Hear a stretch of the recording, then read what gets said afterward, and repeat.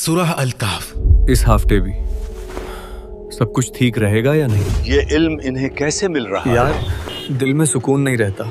यासरिब में यहूदी रहते हैं, अजीब सी बेचैनी रहती है। जो तुम्हें इसका जवाब दे सकते हैं। मैंने सुना है कि जुम्मा के दिन सूरह कहफ पढ़ना चाहिए। इस सूरह को समझने के लिए पहले हमें इसके पीछे की कहानी को समझना होगा कि ये सूरह आखिर क्यों नाजिल हुई। सूरह कहफ पढ़कर दिल में सुकून है। बिस्मिल्लाहिर्रहमानिर्रहीम। ये वो वक्त था जब इस्लाम का पैगाम फैलाना हमारे नबी ने बस शुरू किया था, जिससे कि कुरैश को काफी गुस्सा आया था और वो उन्हें झूठा साबित करने के लिए हर मुमकिन कोशिश में लग गए थे और लोगों के सामने जानबूझकर उनसे अपने सच्चे होने का सबूत मांगते थे। और नबी सल्लल्लाहु अलैहि वसल्लम ने हर बार उनके सवालों का जवाब दिया। इससे वो परेशान हो गए और सोचने लगे, आखिर ये इल्म इन्हें कैसे मिल रहा है? यासरिब में यहूदी रहते हैं, जो तुम्हें इसका जवाब दे सकते हैं। और फिर कुरैश यसरिब के लिए निकल पड़े। यसरिब पहुंचकर कुरैश उन यहूदियों से मिले और पूछते हैं कि नबी क्या होता है और एक सच्चे नबी की क्या निशानियां हैं, और कहते हैं कि हमारी कौम में एक शख्स नबी होने का दावा कर रहा है, तो हम ये कैसे जाने कि वो सच्चा है या झूठा। उनमें से एक यहूदी ने कहा, उस शख्स से ये 3 सवाल पूछो। वो नौजवान जो अल्लाह की पनाह मांगकर गुफा में छुपे, वो बादशाह जिसे अल्लाह ने मशरिक और मगरिब की सल्तानत दी, और तीसरा सवाल, रूह क्या है? यहूदियों ने फिर ये भी कहा कि नबी सल्लल्लाहु अलैहि वसल्लम को पहले 2 सवालों के जवाब तो मालूम होने चाहिए, लेकिन तीसरा सवाल रूह के बारे में, इसका जवाब सिर्फ अल्लाह ही जानता है, इसलिए वो इसका जवाब नहीं दे सकते। फिर कुरैश के ये लोग मक्का वापस आ गए और उन्होंने ये 3 सवाल नबी अलैहिस्सलातु वस्सलाम के सामने पेश किए। हमारे नबी को ये आदत थी कि जिब्रील अलैहिस्सलाम हर हफ्ता एक खास वक्त पर आते थे। इस बार उनका आने का वक्त अगले दिन था, इसलिए नबी अलैहिस्सलातु वस्सलाम ने कुरैश से कहा कि कल तक इंतजार करो, कल मैं तुम्हें इन सवालों के जवाब दूंगा। वो जिब्रील अलैहिस्सलाम के आने पर पूरा यकीन रखते थे, इसलिए उन्होंने इंशाअल्लाह नहीं कहा। लेकिन अगले दिन जिब्रील अलैहिस्सलाम नहीं आए। कुछ रिवायतों के मुताबिक वो 3 दिन बाद आए और कुछ रिवायतों में 15 दिन बाद आए। कुरैश को इस देर से बहुत खुशी हुई, क्योंकि उन्हें लगा कि इस तरह नबी अलैहिस्सलातु वस्सलाम की बात कमजोर हो जाएगी और अफवाह फैलाने लगे कि उनके पास इसका जवाब ही नहीं है और वो झूठे पैगंबर है। नबी अलैहिस्सलातु वस्सलाम बहुत उदास हो गए और सब्र किया।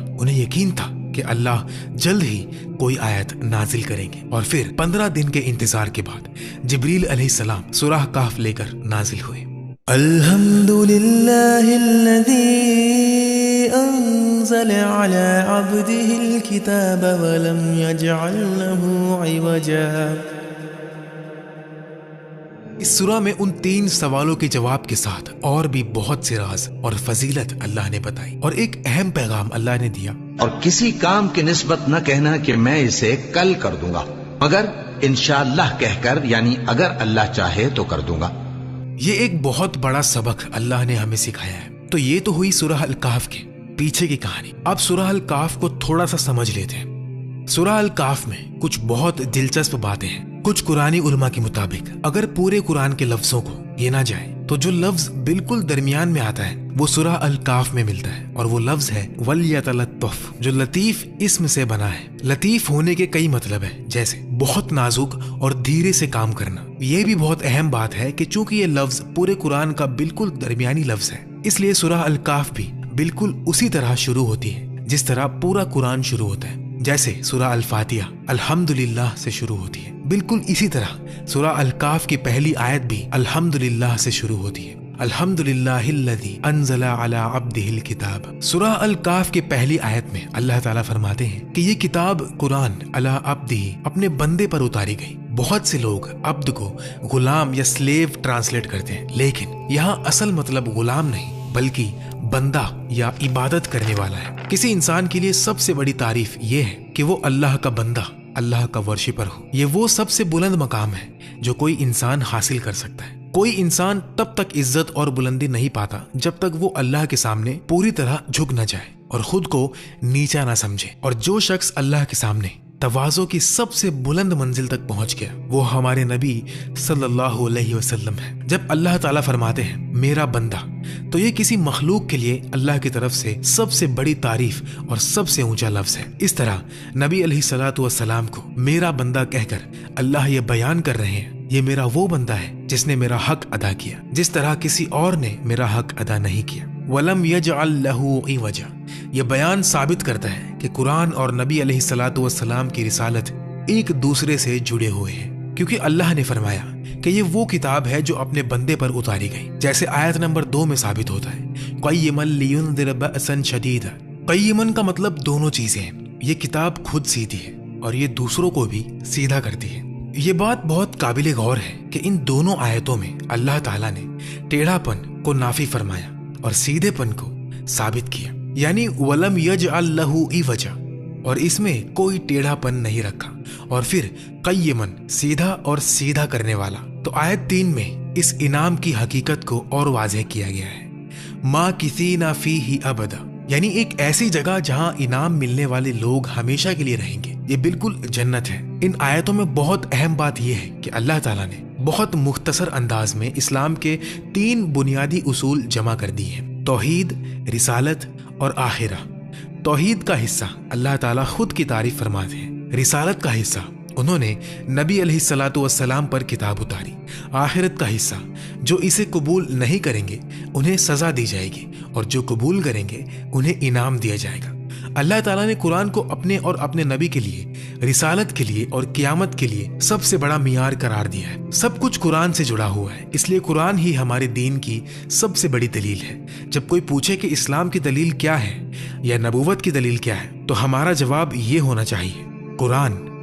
आयत 4 और 5 में कुरान के सबसे बड़े मकसद में से एक मकसद बयान किया गया है, अल्लाह ताला पर झूठी बातें और गलत इल्जामात को रद्द करना और उसके बारे में जो सच है उसे कायम करना। हम अल्लाह ताला को सिर्फ कुरान के जरिए ही जान सकते हैं, इसके अलावा कोई और तरीका नहीं है। यहाँ अल्लाह ताला उन लोगों की बुराई करते हैं जो ये कहते हैं कि अल्लाह का कोई बच्चा है। ये आयतें मक्का में नाजिल हुई थी, जहाँ ना मसीही थे और ना यहूदी थे, इसलिए ये आयतें सीधा कुरैश को समझाने के लिए थी। आयत 4 में जो लफ्ज आया है वलद, इसका मतलब बेटा भी होता है और लड़की भी होता है। क्रिश्चियंस का अकीदा है कि अल्लाह का एक बेटा है और कुरैश का अकीदा था कि अल्लाह की बेटियां हैं। यहाँ अल्लाह ताला इन दोनों तरह के दावों को झुठला रहे हैं और इनकी गलती साबित कर रहे हैं। जब कुरैश से पूछा जाता कि ये बात कहाँ से आई, तो वो कहते हमारे बुजुर्गों ने हमें ये बताया था, ये हमारी रिवायत में है। लेकिन आयत नंबर 5 में अल्लाह फरमाते हैं ना ये लोग कुछ जानते हैं और ना उनके बुजुर्गों को कुछ इल्म था। ये आयतें ये बात साबित करती हैं कि इस्लाम में सबसे बड़े गुनाहों में से एक गुनाह ये है कि कोई शख्स अल्लाह और उसके दीन के बारे में बेइल्मी से बात करे। दुनिया में कोई भी शख्स अपने बारे में बदजुबानी या झूठे इल्जामात सुनना पसंद नहीं करता। हमारे अंदर ये बात फितरी तौर पर है कि हम झूठ और बदजुबानी से नफरत करते हैं। जब हम पर झूठा इल्जाम लगाया जाए तो हम अपना दिफा करना चाहते हैं। ये जज्बा भी अल्लाह ने ही हमारे अंदर डाला है। अगर हमारा दुश्मन हमारे बारे में झूठ बोले या हम पर झूठा इल्जाम लगाए तो क्या हम उसके साथ नरमी और करम कर सकते हैं? नहीं, हम नहीं कर सकते। तो हमारे नबी अलैहिस्सलातु वस्सलाम ने इस बात को यूं वाज़ेह फरमाया, अल्लाह से ज्यादा सब्र करने वाला कोई नहीं। लोग उसके लिए बच्चे ठहराते हैं कि उसका बेटा या बेटियां हैं, फिर भी वो उन्हें सेहत और रिज्क देता रहता है। फिर सूरह अल-काफ की आयत नंबर 6 और 7 में फिर नबी अलैहिस्सलातु वस्सलाम को मुखातिब किया गया है। فَلَعَلَّكَ بَاخِعٌ نَفْسَكَ عَلَى آثَارِهِمْ إِن لَّمْ يُؤْمِنُوا بِهَذَا الْحَدِيثِ أَسَفًا إِنَّا جَعَلْنَا مَا عَلَى الْأَرْضِ زِينَةً لَّهَا لِنَبْلُوَهُمْ أَيُّهُمْ أَحْسَنُ عَمَلًا۔ लफ्ज बाखी बहुत गहरा लफ्ज है जिसका उर्दू में कोई बराबर लफ्ज नहीं है। इसका सीधा मतलब है गम और मायूसी से मर जाना या बहुत ज्यादा दुख से खुद को खत्म कर देना। यहाँ अल्लाह ताला नबी अलैहिस्सलाम को कह रहे हैं कि अगर आप इस तरह के दुख और गम में डूबते रहे तो शायद आप खुद को तबाह कर दोगे। लेकिन ये दुख उन्हें कहाँ से आ रहा है? अल्लाह ताला वाज़ेह करते हैं کہ یہ دکھ ان لوگوں کے لیے ہے جو اس پیغام یعنی قرآن پر ایمان نہیں لا رہے۔ یہ آیت بہت گہری ہے اور اس میں بہت سی باتیں سمجھ آتی ہیں۔ آیت کی فصاحت اتنی ہے کہ ایسے لگتا ہے جیسے نبی علیہ السلام ان کے پیچھے پیچھے چل رہے ہیں۔ وہ لوگ منہ موڑ کر چل دیتے ہیں اور رسول صلی اللہ علیہ وسلم ان کے پیچھے جا رہے ہیں اور بہت مایوس ہو رہے ہیں۔ وہ مایوس کیوں ہیں؟ کیا اس لیے کہ لوگوں نے ان کا انکار کیا؟ نہیں، اس لیے کہ لوگوں نے اللہ کا انکار کیا۔ یہ نبی علیہ السلام کی سنسیئرٹی دکھاتا ہے۔ ہم اکثر جب کسی کو دین کی دعوت دیتے ہیں تو اپنے ایگو کے لیے دیتے ہیں۔ جب بحث کرتے ہیں تو ہم خود جیتنا چاہتے ہیں، سچ جیتنا نہیں چاہتے۔ لیکن ہمارے نبی چاہتے تھے کہ سچ جیتے، خود نہیں۔ اللہ تعالیٰ نے باقی جیسا سخت لفظ استعمال کیا جس کا ابن عباس رضی اللہ تعالیٰ عنہ نے ترجمہ کیا کہ غم سے خود کو قتل کر دینا۔ یہ نبی علیہ السلام کے اپنی قوم کے لیے غم کو دکھاتا ہے، یہ ان کی اپنی قوم سے محبت کو ظاہر کرتا ہے۔ پھر اللہ تعالیٰ آیت 7 اور 8 پیش کرتے ہیں، اِنَّا جَعَلْنَا مَا عَلَى الْأَرْضِ زِينَةً لَهَا لِنَبْلُوَهُمْ أَيُّهُمْ أَحْسَنُ عَمَلًا وَإِنَّا لَجَاعِلُونَ مَا عَلَيْهَا صَعِيدًا جُرُزًا۔ تو اس آیت کے یہاں آنے کا سبب کیا ہے؟ وہ بھی اس آیت کے بعد جو رسول اللہ کو تسلی دے رہی تھی۔ علماء کہتے ہیں کہ یہ بالکل فطری بات ہے کہ انسان کے ذہن میں یہ سوال آتا ہے۔ قریش جو اللہ کا انکار کر رہے ہیں پھر بھی وہ دولت مند، طاقتور اور عزت والے کیوں ہیں؟ اس وقت یہ حال تھا جبکہ مسلمان ستائے جا رہے تھے، مظلوم اور کمزور تھے۔ اس حالت میں اللہ تعالیٰ بتاتے ہیں کہ ان کی یہ ساری دنیاوی زینت، سجاوٹ، خوبصورتی، اسباب زیب و زینت ان کے لیے امتحان ہے۔ پھر آیت 8 میں فرمایا اللہ تعالیٰ ان کی ساری دنیاوی چیزوں کو خالی اور بے حساب کر دیں گے، یعنی بالکل ختم کر دیں گے۔ آیت 7 اِنَّا جَعَلْنَا سے شروع ہوتی ہے، مطلب ہم نے یہ کیا ہے، ہم نے زمین پر جو کچھ ہے اسے زینت بنایا ہے۔ اور آیت 8 وَإِنَّا لَجَاعِلُونَ سے شروع ہوتی ہے، مطلب اور ہم اسے ضرور کسی اور حال میں بدل دیں گے یا ہم آگے کچھ اور کرنے والے ہیں۔ پہلی آیت کے جواب میں دوسری آیت یہ بتاتی ہے کہ زمین اور اس کی ساری چیزوں کا خاتمہ ہونا ہے۔ سعیدن جرزا کا مطلب ہے ایک بالکل سپاٹ، بے جنگل، بے ہرا، بے اپاج زمین جہاں نہ ہریالی ہو نہ کوئی پیداوار۔ اس طرح دنیا اور اس کی خوبصورتی وقت گزارنے والی ہے۔ ایک وقت آئے گا جب یہ سب کچھ ختم ہو جائے گا اور قیامت کے دن ایک نئی دنیا کی جگہ لے لے گی۔ کیا تم خیال کرتے ہو کہ غار اور لوح والے ہماری نشانیوں میں سے عجیب تھے؟ جب وہ نوجوان غار میں جا رہے تو کہنے لگے کہ اے ہمارے پروردگار، ہم پر اپنے ہاں سے رحمت نازل فرما اور ہمارے کام میں درستی کے سامان مہیا کر۔ تو ہم نے غار میں کئی سال تک ان کے کانوں پر نیند کا پردہ ڈالے رکھا، یعنی ان کو سلائے رکھا۔ پھر ان کو جگہ اٹھایا تاکہ معلوم کریں کہ جتنی مدت وہ غار میں رہے دونوں جماعتوں میں سے اس کی مقدار کس کو خوب یاد ہے۔ آیت نمبر 9، 10 اور 11 میں اصحاب کہف کی کہانی کا مختصر بیان کیا گیا ہے۔ اس کے بعد سورہ کے اگلے پیج اور آدھے حصے میں اسی کہانی کو تفصیل سے بیان کیا گیا ہے۔ اس طرح کہانی کو پہلے ایک طرح کی انٹروڈکشن کے ساتھ پیش کیا گیا ہے جو پہلے مختصر طور پر ساری بات بتا دیتی ہے، پھر اسے تفصیل سے کھول کر سمجھاتی ہے۔ اس انداز سے ایسا لگتا ہے کہ اللہ تعالیٰ نے قریش کے سوالوں کا جواب پچھلے چند مختصر لفظوں میں دے دیا اور پھر ان کے سوال سے کئی گنا زیادہ معلومات اور تفصیل عطا فرما دی۔ اللہ تعالیٰ کہانی کی شروعات ایک سوال سے کرتے ہیں، کیا تم سمجھتے ہو کہ اصحاب کہف اور الرقیم ہماری نشانیوں میں سے ایک عجیب نشانی تھی؟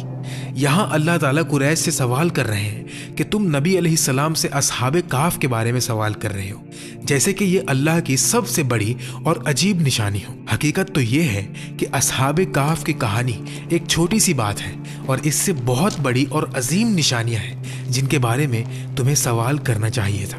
اس کے علاوہ اللہ تعالیٰ یہ اشارہ بھی دے رہے ہیں قریش یہ ٹیسٹ لے کر محمد صلی اللہ علیہ وسلم کی نبوت کو ثابت کرنا چاہتے ہیں، جبکہ ان کی سچائی کی نشانیاں اس سے کئی گنا زیادہ ہے۔ نبی علیہ الصلوۃ والسلام کا اخلاق، ان کا سلوک اور قرآن خود، یہ سب کچھ اصحاب کہف اور ان کی کہانی سے بہت بڑا معجزہ ہے۔ لیکن قریش اس طرف توجہ نہیں دے رہے بلکہ چھوٹی موٹی باتوں کے بارے میں پوچھ رہے ہیں اور اللہ تعالیٰ انہیں مناسب جواب دیتے ہیں، وہ بھی ان کے سوچ سے کئی زیادہ تفصیل کے ساتھ۔ تو اصحاب کہف کون تھے؟ اس بارے میں علماء میں بہت اختلاف ہے۔ اسلامک دنیا کے کئی علاقوں کے لوگوں نے دعویٰ کیا کہ یہ لوگ ان کی اپنی تہذیب سے تھے۔ آخر میں یہ بات اللہ ہی بہتر جانتے ہیں کہ وہ کون تھے اور کہاں سے تھے، ہمیں اس کی پوری یقین سے معلومات نہیں ہے۔ कुछ लोगों का कहना है कि ये पहले के मसीही थे यानी क्रिश्चियंस थे। कुछ पहलुओं से ये बात सही लगती है, लेकिन एक मसला ये है कि अगर ये अर्ली क्रिश्चियंस होते तो मदीना के यहूदियों ने नबी अलैहिस्सलाम से उनके बारे में सवाल क्यों किया होता? वो तो एक सच्चे नबी की निशानी के तौर पर टेस्ट कर रहे थे। दूसरे लोग कहते हैं कि ये यहूदी थे जो ईरान या फारसी इलाके में रहते थे, क्योंकि वहाँ बादशाह ज़ोरोएस्ट्रियन था और कभी कभी यहूदियों पर जुल्म होता था। तो असहाबे काफ शायद यहूदी थे या फिर मसीही थे, लेकिन जो भी थे उन्होंने अल्लाह पर ईमान रखा था और अपने जमाने के सच्चे नबी पर ईमान रखा था, जबकि उनकी कौम बुत परस्त और मुशरिक थी। आयत नंबर 10 और 11 में कहानी का मुख्तसर बयान आता है। अल्लाह ताला फरमाते हैं, इद अवल फित्यतु इलल कहफि फक़ालू रब्बना आतिना मिन लदुनका रहमा व हय्यि लना मिन अमरिना रशदा फदरबना अला आज़ानिहिम फिल कहफि सिनीना अददा। फितिया का मतलब है वो नौजवान जो अपनी जवानी के पूरे जोर में थे, यानी फितियन, प्राइम ऑफ यूथ। शायद वो अपनी 20s की उम्र में थे। जब वो गुफा में दाखिल हुए तो उन्होंने सबसे पहले दुआ की, रब्बना आतिना मिन लदुनका रहमा व हय्यि लना मिन अमरिना रशदा। ये नौजवान लोग एक मुसीबत से भागकर पनाह तलाश कर रहे थे। गुफा में दाखिल होते ही सबसे पहला जो काम उन्होंने किया, अल्लाह की तरफ रुजू किया और दुआ मांगी। इससे हमें ये सबक मिलता है कि जब कोई मुश्किल वक्त आए तो 2 चीजें करनी चाहिए, दुनियावी काम यानी दुनिया के असबाब को इख्तियार करना, और फिर दीनी काम यानी दुआ करना। दोनों ही जरूरी है, अमल और दुआ। ये नौजवान सिर्फ घर बैठकर ये नहीं कहते थे कि हम अल्लाह पर यकीन रखते हैं और उस पर भरोसा करते हैं और फिर इंतजार करते कि अल्लाह आसमान से उन्हें उठाकर दुश्मनों से बचा ले। इन नौजवान की दुआ के जवाब में अल्लाह ताला फरमाते हैं, फदरबना अला आज़ानिहिम फिल कहफि सिनीना अददा। ये अरबिक का एक खास अंदाज है। लफ्जी मतलब है हमने उनके कानों पर मार दिया या उनके कानों में कुछ डाल दिया। यहाँ इसका मतलब है कि अल्लाह ने उन्हें इतनी गहरी नींद सुला दी कि कोई भी आवाज कितनी भी जोर से हो वो नहीं जागते। अगर नींद हल्की हो तो थोड़ी सी आवाज से भी इंसान जग जाता है, लेकिन अल्लाह फरमाते हैं कि हमने उनके कानों पर पर्दा डाल दिया, वो कुछ भी नहीं सुन सकते थे। और ये नींद उन्होंने गुफा में कई सालों तक सोई। सिनीन अददा, ये लफ्ज बहुत ज्यादा सालों की तरफ इशारा करता है। ये तशदीद के लिए आया है, यानी बहुत सारे साल। तो ये थी सूरह अल काफ की शुरुआती 11 आयतों की तफसीर, या कह लें कि एक मुख्तसर सा सबक। इसमें हमने देखा कि कैसे अल्लाह ताला ने तौहीद, रिसालत, आखिरत और ईमान के बुनियादी रुकनों को बहुत खूबसूरत अंदाज में जमा किया है। साथ ही असहाबे काफ की कहानी का शुरुआती हिस्सा भी समझा। लेकिन ये तो सिर्फ शुरुआत थी। सूरह अल काफ में और भी बहुत से राज, इल्म की गहरी बातें और जिंदगी के सबक छुपे हुए हैं, जैसे जुल्करनैन की कहानी, रूह के बारे में और बहुत कुछ जो फितनों से बचाते हैं। अगर हम पूरी सूरह पर तफसील से बात करें तो ये वीडियो बहुत लंबा हो जाएगा और आप लोग तो वैसे भी बीच में ही स्किप कर देते हो। तो अगर आप चाहते हो कि पूरी सूरह अल काफ की तफसीर पर एक मुकम्मल वीडियो बनाई जाए तो इस वीडियो को लाइक करें, शेयर करें और नीचे कमेंट में अपनी राय जरूर बताएं। ये हमारे लिए बहुत मोटिवेशनल होगा। अल्लाह हम सबको इस सूरह के इल्म से फायदा अता फरमाए।